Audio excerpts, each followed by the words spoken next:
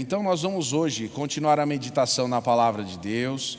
Eu gostaria que você mesmo assentado como está, abrisse a sua Bíblia no Salmo de número 8. Queremos ler os versículos de 3 a 6. Salmo 8, versículos de 3 a 6. Você pode me ajudar na leitura aí? Vamos ler todo sendo projetado, não é? Vamos ler? Quando vejo os teus céus, obra dos teus dedos, a lua e as estrelas que preparaste, que é o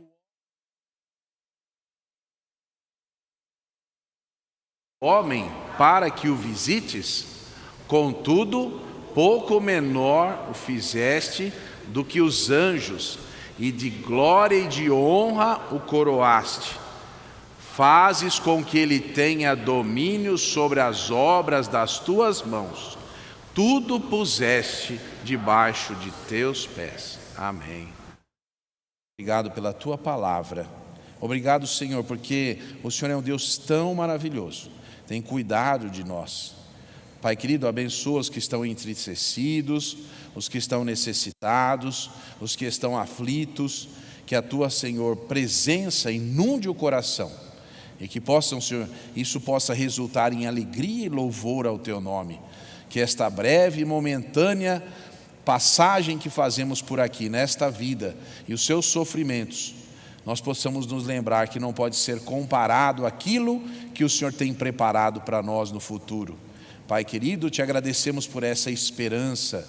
Fica conosco, em nome de Jesus. Amém. Nós estamos falando hoje sobre o universo, um grande projeto de Deus. Como já estamos numa sequência de vários estudos aí, então os irmãos com certeza que vão pegar o assunto assim caminhando, vão se lembrar que estamos algumas quartas-feiras falando sobre isso. E hoje, então, nós queremos falar sobre que o universo, ele tem um propósito, ele tem um plano de Deus, é criação do Senhor. Se você parar para pensar, as coisas envelhecem. Já parou para pensar nisso? As coisas envelhecem, não é? Só as coisas, né? As pessoas não. Muito que bom, né? Se assim fosse. As coisas e as pessoas envelhecem. Assim também o universo envelhece. O nosso Sol envelhece. Você sabe que uma estrela nova, segundo os cientistas, ela tem a cor azul. E conforme ela vai se aproximando do vermelho, ela está ficando mais velha. Nós temos um Sol, que cor que ele é? Ele não é mais azul, ele agora é amarelo. E ele então, nós sabemos que a Bíblia diz que um dia a lua será atingida numa cor mais vermelho escuro, não é? De sangue. Então imagine você que um dia a gente acorde aí e o nosso sol esteja avermelhado mais do que a gente está acostumado a ver. O universo envelhece. Uma coisa interessante que nós temos que pensar. E desta forma, se ele envelhece, significa que ele já foi? E significa que ele ainda vai ser mais velho. Olha aí, tá vendo? Importante isso. Muito bem. Não deveria causar admiração na humanidade o fato do universo estar envelhecendo. Por quê? Porque por causa do pecado do homem, a natureza geme. As coisas estão se deteriorando. As coisas não estão melhorando, irmãos. As coisas estão piorando. Eu gosto de pensar num paralelo, se você quiser fazer um paralelo bíblico, não é? Com o fato de que quando o povo de Israel estava escravo no Egito, e Deus estava preparando a libertação do povo, ele convidou Moisés. A palavra convidou é uma palavra branda, né? Ele colocou Moisés como líder, mesmo que Moisés não quisesse. E agora então Deus preparou uma situação de caos no Egito, caos, de confusão ali, para que o povo do Egito liberasse o povo de Israel. Tanto que na última praga eles disseram: vão embora, por favor. E existe uma semelhança entre esta situação e a situação da igreja.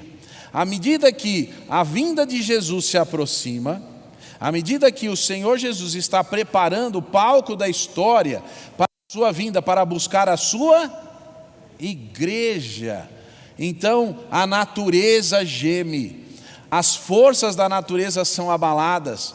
A Bíblia diz que são dores de parto. Mas que parto é esse? É o parto mesmo, é o parto de partir daqui, não é? Que nós vamos com o nosso Senhor.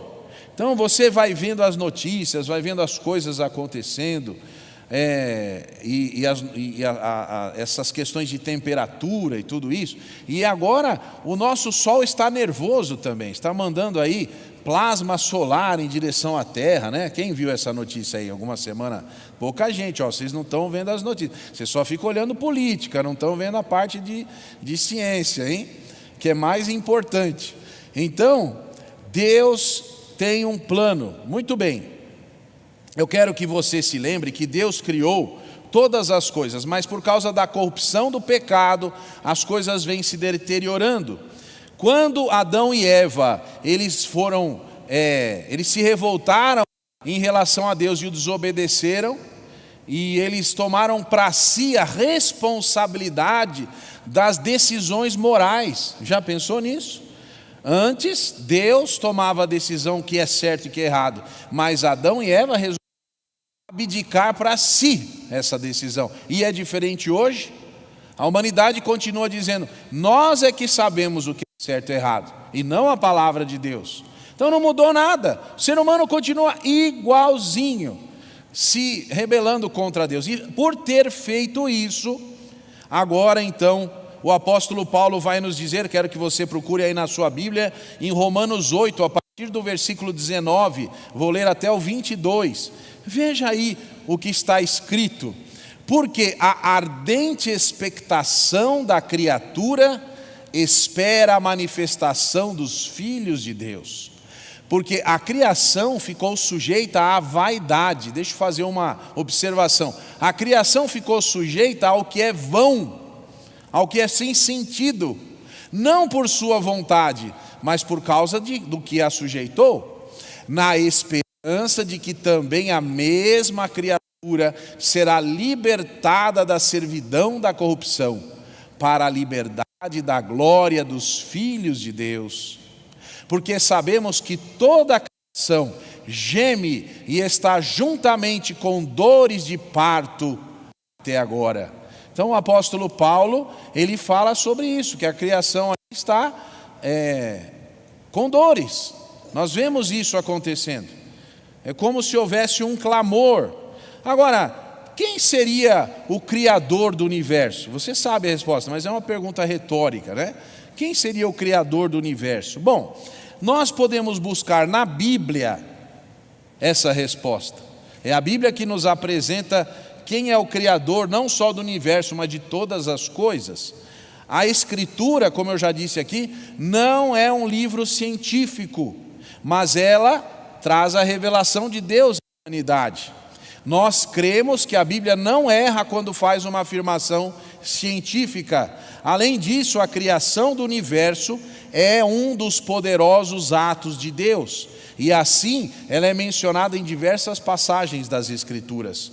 O apóstolo Paulo descreveu o Criador. Eu quero que você abra a sua Bíblia em Atos 17, de 24 até o 25. Atos 17, 24 a 25, que diz assim: o Deus que fez o mundo e tudo o que nele há, sendo o Senhor dos céus e da terra, não habita em templos feitos por mãos de homens, nem tampouco é servido por mãos de homens, como que necessitando de alguma coisa, pois Ele mesmo é o que dá a vida a todos e a respiração e todas as coisas. Então o apóstolo Paulo apresenta em seu discurso a pessoa de Deus.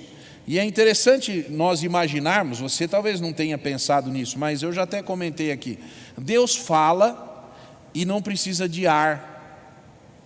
Interessante, não é? Porque nossa voz precisa de ar. Se você não tiver ar, você não fala. Não existe propagação de voz. Mas Deus falou antes de existir ar. Deus falou antes. Que coisa impressionante. A palavra de Deus é eterna. A palavra de Deus é Cristo. Deus não precisa de nada. Deus não precisa de nós também. Outro dia, um pregador, eu estava vendo, eu quase caí da cadeira para trás. Ele falou assim, ele disse a seguinte afirmação: o ponto fraco de Deus somos nós. Eu quase caí da cadeira. Eu falei, que ponto fraco de Deus, meu filho? Deus não tem ponto fraco. Ponto fraco foi a cabeça desse pregador aí. Meus irmãos, Deus não tem nenhuma coisa que seja fraca. Deus é o dono de todo o poder. E se Deus fez alguma coisa e nos amou, foi porque Ele quis. Não foi por mérito nosso, nem foi por fraqueza de Deus. Foi pelo poder de Deus. Em Isaías 44, 24, veja aí. Isaías 44, 24. Assim diz o Senhor, teu Redentor, que te formou desde o ventre. Eu sou o Senhor, que faço todas as coisas, que estendo os céus e espraio a terra por mim mesmo. Coisa linda que o nosso Senhor é. Ele faz o que Ele quer, Ele cumpre o desejo da sua própria vontade. Muito bem, a Bíblia, queridos, nos apresenta um esboço da criação cosmológica bíblica, e a sua harmonia existe com a visão científica, sim. Você veja e abra sua Bíblia em Gênesis 1, quero ler de 1 a 9.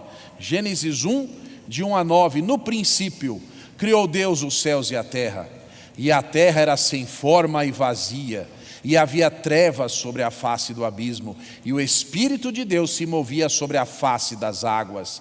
E disse Deus, haja luz, e houve luz. E viu Deus que era boa a luz, e fez Deus separação entre a luz e as trevas.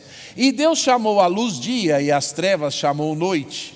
E foi a tarde e a manhã, o dia primeiro. E disse Deus, haja uma expansão no meio das águas, e haja separação entre as águas e águas.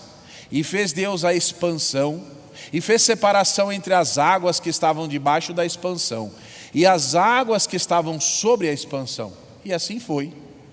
E chamou Deus a expansão céus. E foi a tarde e a manhã, o dia segundo. E disse Deus, ajuntem-se as águas debaixo dos céus num lugar, e apareça a porção seca. E assim foi. Que maravilhoso, na nossa Bíblia nós podemos contemplar uma narrativa do trabalho de Deus sendo executado na criação. Que gostoso nós podemos ler isso. Quem estava lá para poder contemplar o que Deus estava fazendo? Quem pôde compreender o que Deus estava fazendo? E a Bíblia apresenta essa narrativa. É como se você pudesse se colocar, tão pequenino como é, ao lado do Senhor, para ver Ele construindo e fazendo todas as coisas. Como Ele as preparou, a expansão dos céus. Hoje nós imaginamos o tamanho do universo, mas não se tem certeza, porque até onde se pode ver, não sabemos exatamente qual é o tamanho da criação do Senhor, mas Ele fez isso. Agora, esse texto é uma declaração da ordem criativa de todas as coisas por Deus, oferecendo harmonia na narrativa bíblica, e é um testemunho do poder criativo do nosso Deus Todo-Poderoso. Nós não vamos falar hoje sobre a origem da vida, vamos falar proximamente. Eu quero dizer que Gênesis 1 está narrando a criação do universo, e lá nós temos uma rejeição, conforme a Bíblia, de que o universo seja eterno, que o universo tenha existido. Existiu um momento onde o universo passou a existir, um momento da criação de Deus. Deus sempre existiu, mas o universo não. Isso é bíblico. Agora, quando nós lemos que o universo não é eterno, significa dizer que eles começaram a existir, que eles foram criados. Existe um postulado da ciência que diz assim, que a matéria não pode ser criada nem destruída. Ela oscila entre matéria e energia. Eu não estou falando aqui de nada místico, tá bom? Energia mesmo, como energia dentro da física, tá bom? Muito bem. Mas este é o estado atual da criação. Isso não significa que sempre foi assim. Contudo, esse postulado deve ser compreendido com a pressuposição necessária e em conjunção com outro postulado da ciência. O segundo postulado da ciência é o seguinte: ele se relaciona com o primeiro, e esse postulado é o da entropia. Tudo está ficando mais lento, esfriando, perdendo seu potencial dinâmico. Se a matéria que temos agora não pode ser criada ou destruída, segundo a ciência, e se toda a matéria está perdendo sua energia disponível, então a reivindicação de Gênesis 1:1, de que os céus e a terra foram criados, é consubstanciado pela observação científica. Em 1944, o cientista cristão Peter W. Stoner observou a correlação entre Gênesis 1:1 e as evidências científicas emergentes naquela época. Percebemos pela observação dos telescópios, e os próprios cientistas dizem isso, que todas as estrelas tiveram um começo. A radiação do nosso Sol é aparentemente produzida pela perda de aproximadamente, eu vou falar esse número por segundo, tá bom? Segundo, sabe o que é um segundo? Preste atenção. O Sol perde por segundo 4 milhões e 100 mil toneladas de massa por segundo. Isso significa também que algumas pessoas dizem: mas a massa que ele perde retorna para ele. É verdade, mas 1/200 avos, ou seja, 199 avos é uma palavra que ainda usa na escola. Quem está na escola aqui? É isso ainda ou já estou tão velho que já não é mais isso? Me ajudem aí. É isso? Não, que é da idade não pode responder isso daí. O pessoal que está na escola: ô Pedro, ainda é assim? Ainda é assim, 199 avos? Fala assim ainda na matemática? Então a matemática não mudou ainda, certo? Então, isso significa que o Sol está sumindo, está perdendo massa. O mesmo pode ser dito de todas as estrelas. Se elas estão desaparecendo, elas devem ter começado um dia. Elas não poderiam ter existido desde sempre, pois se 4 milhões de toneladas de massa são perdidas do Sol a cada segundo, então, se nós tivermos um período infinito de tempo, vai chegar o dia que o Sol não tem mais nada para oferecer. É só fazer os cálculos aí, os estudiosos. Muito bem, o Sol não tem massa infinita, ele tem uma massa finita. O mesmo pode ser dito de cada uma das centenas de bilhões e trilhões de estrelas, e de trilhões e bilhões, trilhões de galáxias que existem. Então, é impossível que o universo seja eterno. Portanto, toda estrela teve um começo, e toda estrela terá um final. Pronto, isso é o que a palavra de Deus também aponta em Gênesis 1:1. Não especifica um período de tempo em que o universo foi criado.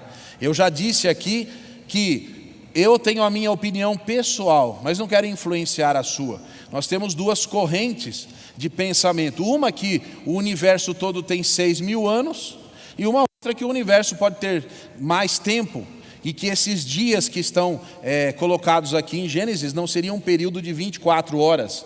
E isso não é pecado pensar de uma forma ou de outra.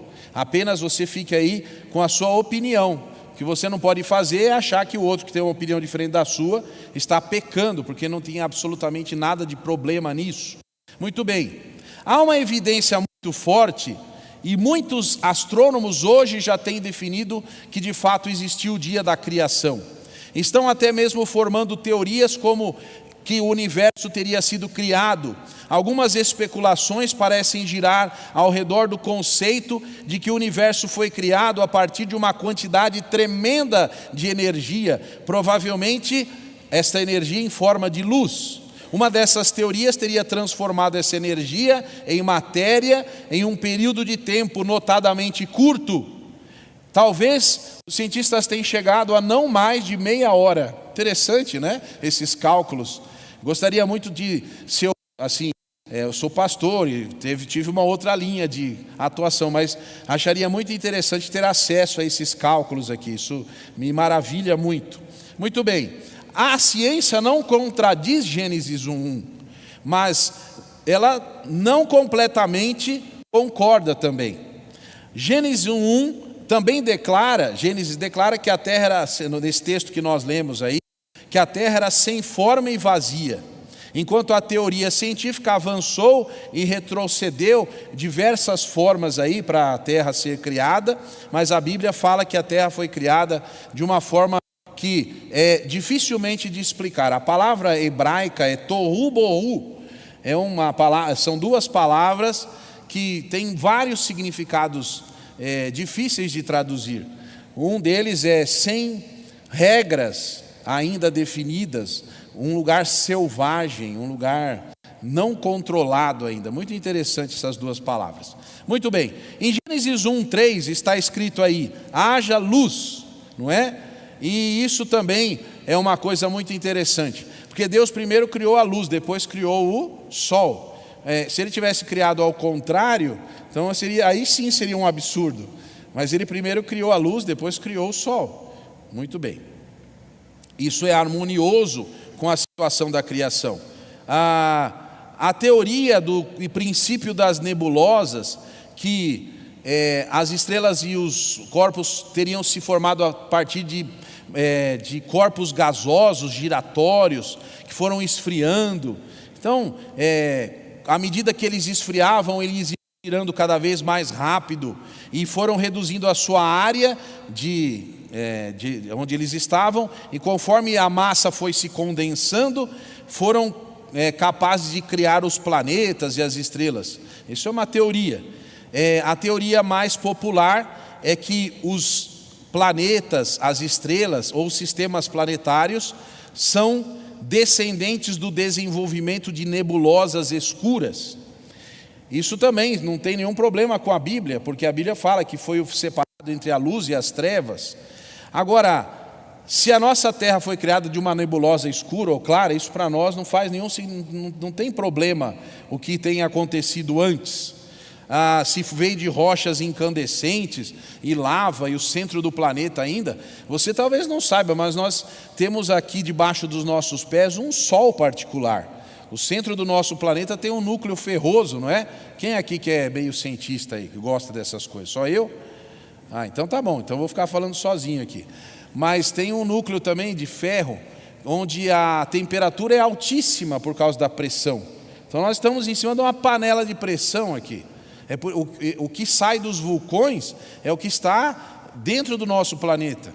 Então nós temos uma crosta, e não para assustar você, tá bom? Mas se você comparar a crosta terrestre com o planeta, seria mais ou menos como a casca de um ovo e aquela partezinha mole que ele tem. É bem fininha. E se você também quiser fazer uma outra comparação legal, a atmosfera em relação à Terra é como se fosse a casca de uma maçã em relação à maçã. É só isso que tem de ar, bem fininho. Interessante essas comparações para você, não é para você ficar sem dormir não, mas é para você agradecer a Deus. Muito bem, nós temos mostrado que as conclusões da ciência não interferem ou não vão contra Gênesis 1:1. As pessoas fazem questão de ter de buscar uma contradição, mas a Bíblia é a verdade. Existe um Criador inteligente, benevolente, todo-poderoso, que fez todas as coisas. Ele é o autor do universo e o autor da Bíblia que você carrega aí. É a mesma pessoa, mesmo Deus. Um cientista que postula as coisas, ele não pode compreender o que Deus fez, a complexidade das coisas que Deus fez. Agora, o que um cientista faz? Ele procura teorizar. É isso que ele faz. Ele procura achar um padrão para que ele possa dizer que existe uma ordem, um plano, uma previsibilidade. Muito bem. Agora, o que eu quero dizer é que a ciência, ela às vezes escapa aos próprios limites dela. Ela também trabalha com achismos. Porque quando você fala com o cientista, ele fala, não, nós só podemos verificar o que pode ser repetido, conforme eu disse na semana passada. Mas quantas teorias baseadas em achismos que nós temos aí. Então, eu quero nessa noite deixar para você uma certeza absoluta. Deus foi um planejador inteligente que criou o universo com um plano e com ordens inerentes e com um cuidado para que no final de todas as coisas o ser humano fosse criado. Esse é o plano de Deus. Na semana que vem, quem está acompanhando aí, e vem a semana que vem que nós vamos falar, se Deus assim permitir, sobre um assunto fascinante também, que é a origem da vida.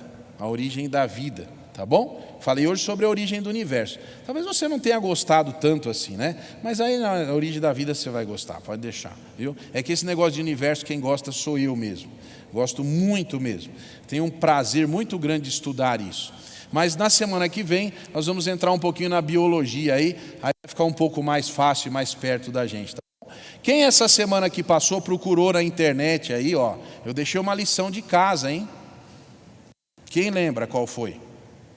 Procurar o número de ninguém nem sabe o nome. De Fibonacci. Você nem procurou porque você... só a minha esposa mandou um vídeo para mim exatamente desse assunto aí. Deus abençoe a senhora, viu? Tá vendo? Pelo menos uma pessoa, né? A minha esposa.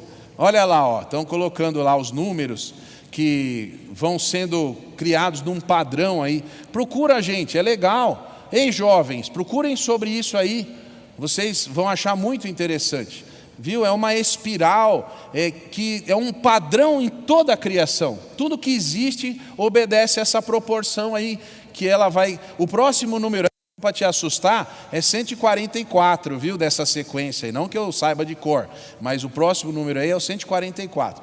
Mas eu gostaria que você visse sobre isso. Vai procurar lá o número de ouro, ou o número de Fibonacci, um italiano, tá bom? Ele estava criando coelho e descobriu que os coelhos cresciam. E ele foi ver que negócio, quantos coelhos ele teria depois de um ano. Aí é isso aí, ó, tá bom? Obrigado aí os irmãos da... Olha aí o número, o fator de crescimento aí, ó. Opa, quem está junto aí está forte, hein?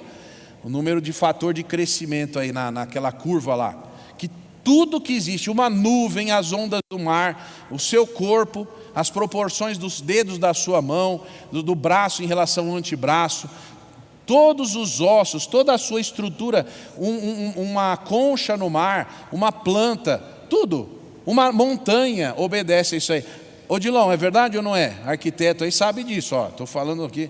Odilon sabia já, ele ficou quieto lá, mas ele já sabia. Muito bem, não é assim, Odilon? Olha aí, ó. Ele falou que sim, assim, ele mexeu a cabeça, assim, ó, condescendente. Muito bem, queridos. Que Deus abençoe sua vida, meu irmão. Vamos levantar, agora vamos louvar a esse Deus maravilhoso, cantando o hino, ó Senhor, vem dirigir, o hino de número 212 do HCC. E o meu desejo para você é que cada dia mais você ame ao Senhor, que criou todas as coisas, você também, para a glória do nome dEle. E olha, não é só para isso que você foi criado não, hein? Você foi criado para falar o nome de Deus e glorificar o nome dEle para outras pessoas, viu? É para isso que nós somos criados. Quando você faz pelo qual você foi criado, você sente uma alegria dentro do seu coração. Então vamos cantar esse hino maravilhoso, louvando nosso Deus Criador, sustentador, redentor e mantenedor de todas as coisas.